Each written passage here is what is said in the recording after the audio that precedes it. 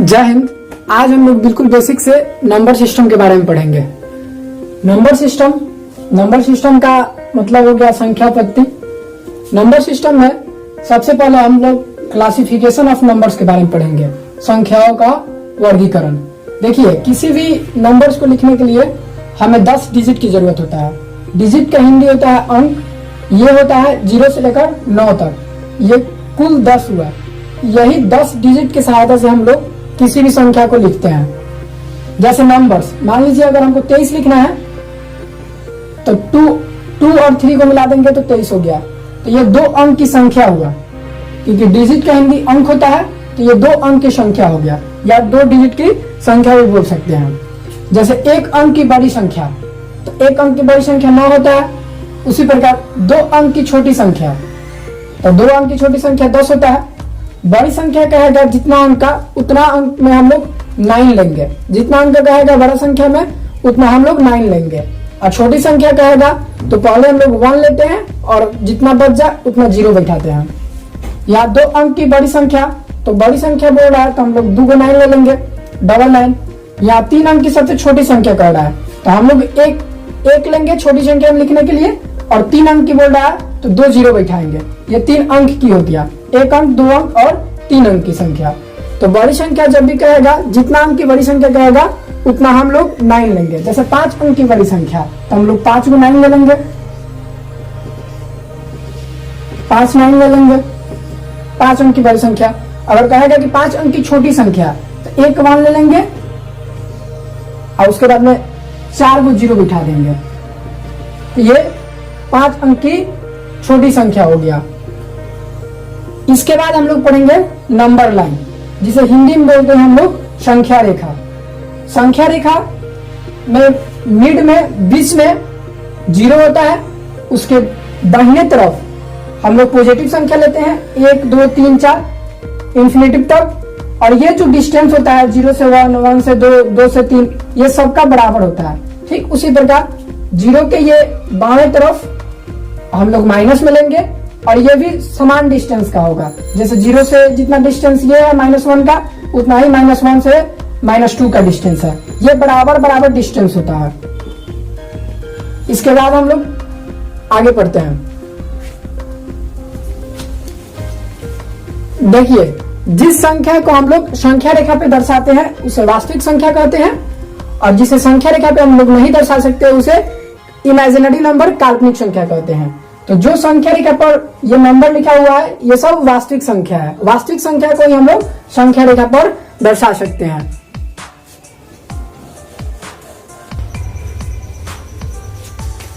देखिए, अब हम लोग रियल नंबर और इमेजिनरी नंबर के बारे में पढ़ते हैं। देखिए, रियल नंबर का मतलब हो गया वास्तविक संख्या। तो जिस संख्या को संख्या रेखा पर दर्शाते हैं उसे वास्तविक संख्या रियल नंबर कहते हैं। जैसे एग्जांपल हो गया √2, √3, √4, √5। और पॉजिटिव वाले संख्या भी 1 2 3 4 5, 0 भी, और माइनस वाले संख्या भी। तो जिस संख्या को अगर हम लोग संख्या रेखा पर दर्शाते हैं उसे वास्तविक संख्या बोलते हैं, रियल नंबर बोलते हैं। इमेजिनरी नंबर सेकंड, तो देखिए इमेजिनरी नंबर का हिंदी हो गया काल्पनिक संख्या। तो जिस संख्या को संख्या रेखा पर नहीं दर्शाते हैं उसे काल्पनिक संख्या, इमेजिनरी नंबर कहते हैं। इमेजिनरी नंबर हमेशा रूट के अंदर माइनस वाला होता है। जैसे √2, √3, √5, डॉट ऐसे ही एक्सेट्रा ढेर सारा हो जाएगा। इमेजिनरी नंबर को हम लोग, जैसे यहाँ पे लिखा गया है i बराबर √1, तो इस i को आयोटा बोला जाता है। इमेजिनरी नंबर को हम लोग आयोटा से भी सूचित करते हैं कि यहाँ i बराबर √1। दूसरी भाषा में बोला जाता है कि जिस संख्या को स्क्वायर करने पर पॉजिटिव वैल्यू आता है तो उसे हम लोग वास्तविक संख्या बोलते हैं, और जिस संख्या को स्क्वायर करने पर, मतलब वर्ग करने पर निगेटिव संख्या आता है उसे हम लोग इमेजिनरी नंबर बोलते हैं। जैसे अगर हम लोग 2 ही को ले लेते हैं, अगर संख्या ले लेते हैं 2,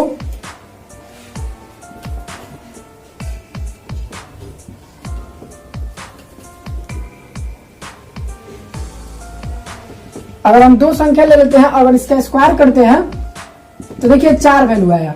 अगर कोई माइनस वाला भी संख्या ले लेते हैं, ये पॉजिटिव में आया। जैसे माइनस वाला भी संख्या ले लेते हैं, जिसे -4 कर दिए और उसका स्क्वायर किए तो देखिए 16 आएगा पॉजिटिव में।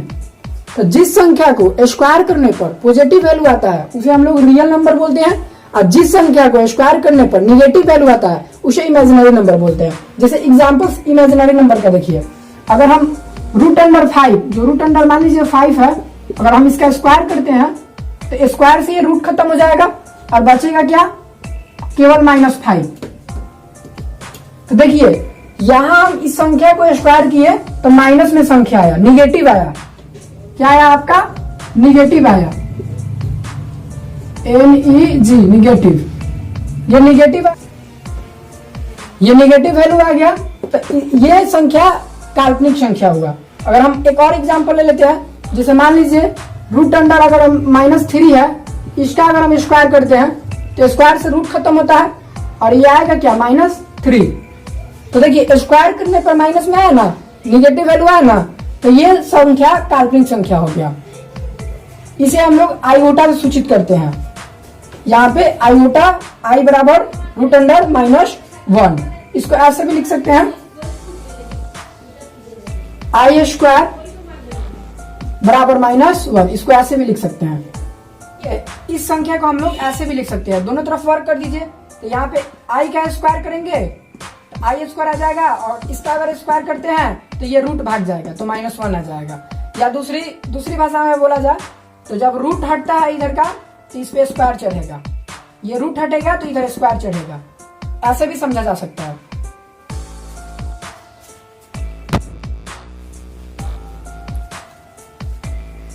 देखिए अब हम लोग कॉम्प्लेक्स नंबर के बारे में, सम्मिश्र संख्या के बारे में पढ़ते हैं क्लासिफिकेशन ऑफ नंबर्स में।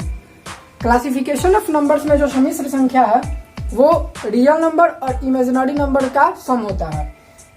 सम्मिश्र संख्या को a + bi से अगर सूचित करते हैं हम, तो यहाँ पे a वाला जो पार्ट है वो रियल नंबर होता है और i वाला जो पार्ट होता है वो इमेजिनरी पार्ट होता है।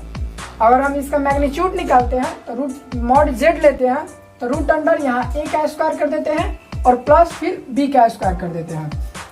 हम जानते हैं कि सम्मिश्र संख्या रियल नंबर और इमेजिनरी नंबर्स का सम होता है।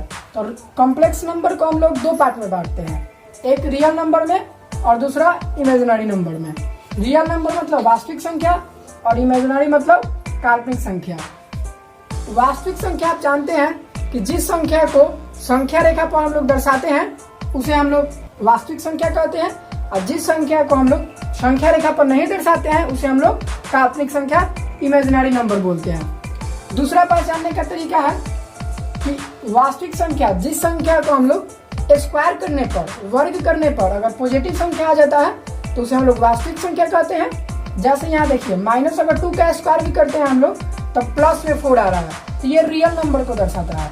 और इमेजिनरी नंबर का बात किया जाए तो जिस संख्या को हम लोग स्क्वायर करने पर, वर्ग करने पर माइनस आ जाता है तो उसे हम लोग इमेजिनरी नंबर बोलते हैं। जैसे देखिए यहाँ पे अगर रूट अंडर -5 के स्क्वायर करते हैं तो देखिए स्क्वायर से ये रूट कैंसिल होगा और बच जाएगा खाली -5।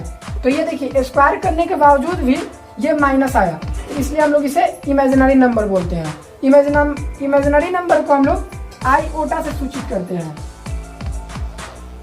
इसको आईओटा बोला जाता है, इसको आईओटा बोलते हैं। इमेजिनरी नंबर को आईओटा से सूचित करते हैं, आई से सूचित करते हैं।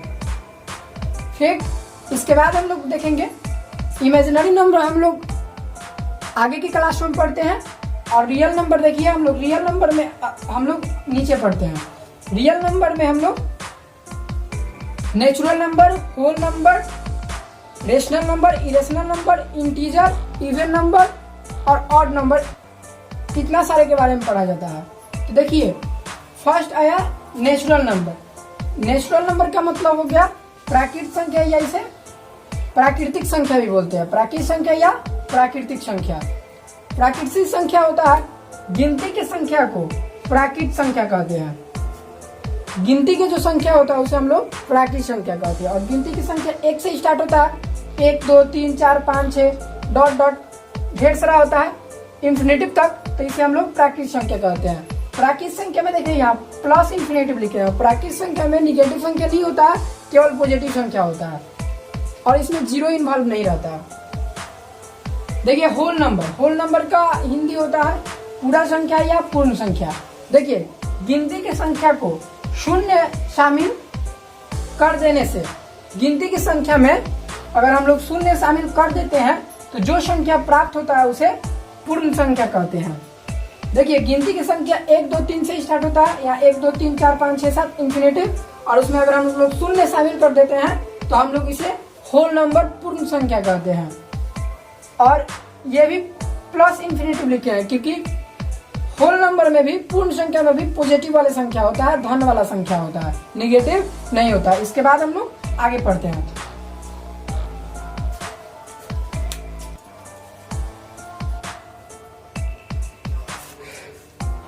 देखिए अब हम लोग कॉम्प्लेक्स नंबर में इंटीजर नंबर, जो रियल नंबर का पार्ट होता है, integer number, even number, odd number, rational number और रेशनल नंबर, उसके बारे में पढ़ते हैं। इंटीजर नंबर, इंटीजर नंबर का हिंदी होता है पूर्णांक संख्या। पूर्णांक संख्या हम लोग किसे कहते हैं तो देखिए धनात्मक, ऋणात्मक तथा शून्य संख्याओं के संग्रह को पूर्णांक कहते हैं। मतलब वैसी संख्या होना चाहिए जिसमें धनात्मक संख्या भी आता है, ऋणात्मक संख्या भी आता है और शून्य भी आता है, तो उसे हम लोग पूर्णांक कहते हैं। जैसे एग्जाम्पल हो गया, जैसे माइनस इंफिनिटी से लेके मान लीजिए -4, -3, -2, -1, यह ऋणात्मक संख्या हो गया, शून्य भी आ गया और पॉजिटिव वाले संख्या भी आ गया प्लस इंफिनिटी तक। देखिए शून्य का आविष्कार आर्यभट्ट ने किया था। जब आर्यभट्ट आविष्कार शून्य का कर दिए तो उसके बाद बड़ी बड़ी संख्या को आसानी से घात के रूप में लिखा जाने लगा, और बड़ी बड़ी संख्या को आसानी से हम लोग 0 के पावर मतलब 10 के पावर में लिखने लगे हम लोग। आर्यभट्ट भारत के रहने वाले थे, भारत में बिहार के रहने वाले थे, और बिहार में भी पटना जिला के रहने वाले थे। देखिए उसके बाद हम लोग पढ़ते हैं सम संख्या। सम संख्या का मतलब हो गया इवन नंबर। इवन नंबर क्या है तो देखिए वह संख्या जो 2 से पूर्णतः विभाजित हो जाए, मतलब वैसी संख्या जिसमें 2 से पूरा भाग लग जाए, एग्जैक्टली मतलब 2 से विभाजित हो जाए, उसे हम लोग सम संख्या बोलते हैं। जैसे एग्जाम्पल हो गया -6, -4, -2। जैसे मान लीजिए -6 ही लेते हैं, चाहे हम लोग 6 लेते हैं, चलिए ये 6 ले लिया, और अगर हम 2 से भाग देते हैं तो देखिए ये 3 मरतबे 6 कट जा रहा है। देखिए ये पूर्णतः विभाजित हो गया। मतलब पूर्णतः विभाजित का मतलब होता है कि शेषफल 0 आता है। तो वैसी संख्या जो 2 से पूर्णतः विभाजित हो जाता है उसे हम लोग सम संख्या बोलते हैं। इसके बाद हम लोग ऑड नंबर और रेशनल और इरेशनल नंबर के बारे में पढ़ते हैं।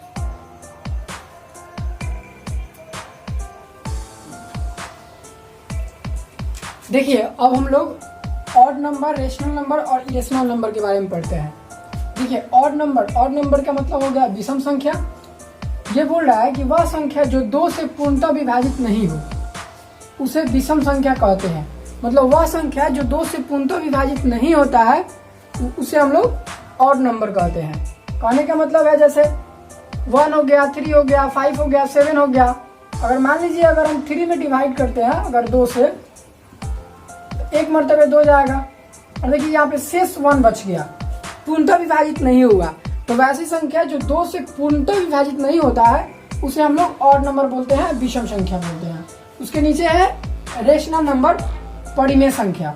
देखिए परिमेय संख्या किसे बोलते हैं तो बोल रहा है कि वह संख्या जिसे p/q के रूप में लिख सकते हैं जहां q डज नॉट 0 हो, मतलब बाटा में 0 नहीं होना चाहिए, q की जगह यहाँ पे 0 नहीं होना चाहिए, और p और q पूर्णांक हो, और जो p और q हो पूर्णांक हो, और पूर्णांक पॉजिटिव संख्या भी होता है, निगेटिव संख्या भी होता है और शून्य भी होता है, उसे परिमेय संख्या कहते हैं। मतलब वह संख्या जिसे हम लोग p/q के रूप में लिख सकते हैं तथा q डज नॉट 0 मतलब बाटा में 0 नहीं होता है, उसे हम लोग परिमेय संख्या बोलते हैं। जैसे एग्जाम्पल में देख लीजिए यहाँ 2/3 है, यहाँ 2 p की जगह है, p की जगह 2 और q की जगह 3 है, p/q, ये परिमेय संख्या हो गया। अगर 3 है तो सबके बटा में 1 छिपा रहता है, तो यहाँ 3 को हम लोग लिख सकते हैं 3/1 यानी कि p/q, ये भी परिमेय संख्या हो गया।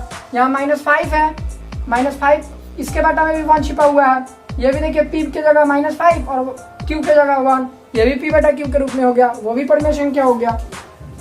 और एग्जाम्पल देख लेते हैं 2/3, 5/7, 2, 8, क्योंकि सबके बटा में 1 छिपा रहता है तो p/q, 0 के बटा में भी 1 छिपा है p/q, 1 के बटा में भी 1 छिपा है p/q।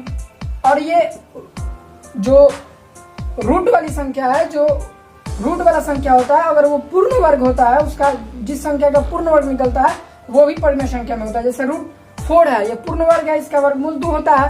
तो देखिए दो को हम लिख सकते हैं 2/1, ये भी p/q के रूप में आ गया। यहाँ √9 है, इसका भी पूर्ण वर्ग 3 होता है, 3 वर्गमूल निकलता है, 3 को हम लिख सकते हैं 3/1, ये भी p/q के रूप में हो गया। ये सारी सब संख्या है परिमेय संख्या होगा। ठीक, उसके विपरीत हम लोग इरेशनल नंबर को देखते हैं, अपरिमेय संख्या। ये कह रहा है कि वह संख्या जिसे p/q के रूप में नहीं लिख सकते हैं। कह रहा है कि वैसी संख्या जिसे p/q के रूप में हम लोग नहीं लिख सकते हैं, जहाँ q डज नॉट 0 हो, मतलब बाटा में 0 नहीं होना चाहिए, उसे अपरिमेय संख्या कहते हैं। अगर एग्जाम्पल की बात किया जाए तो जितना भी रूट वाली संख्या है जिसका वर्गमूल नहीं निकलता है वो सारी संख्या अपरिमेय संख्या के में आता है। जैसे √2, √3, √5, √7, √8, √11, इस सब संख्या का पूर्ण वर्ग नहीं होता, वर्गमूल नहीं निकलता है, जिसके ये अपरिमेय संख्याएं कहलाती हैं।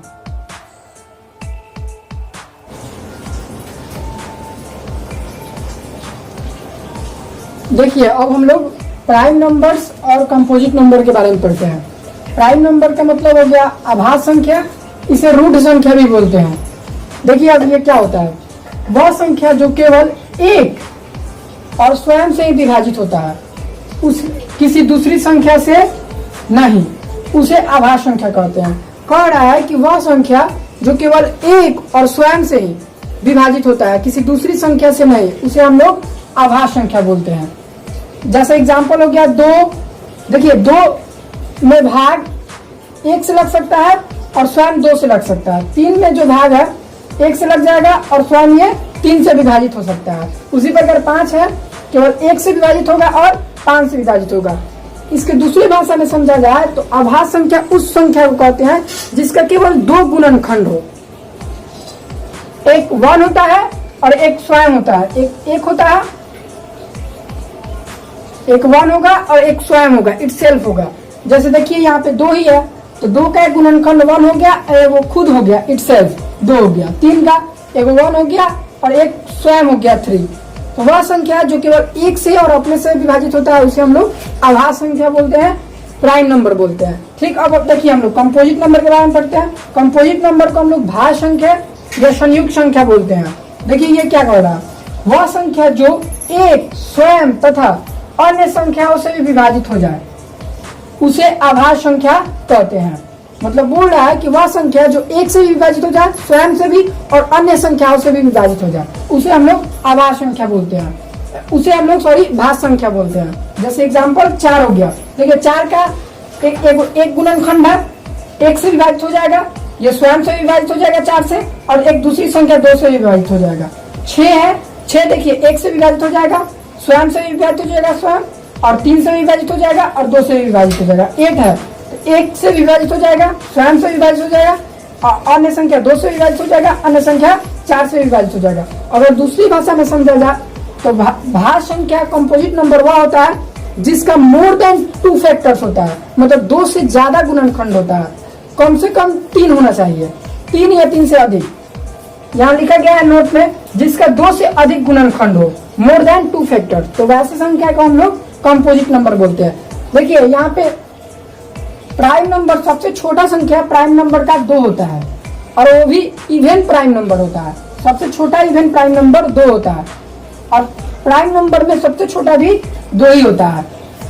एक ना तो प्राइम नंबर है और ना ही कंपोजिट नंबर है, क्योंकि एक का केवल एक गुणनखंड हो सकता है, इसलिए वो ना प्राइम नंबर होता है और ना ही कंपोजिट नंबर होता है।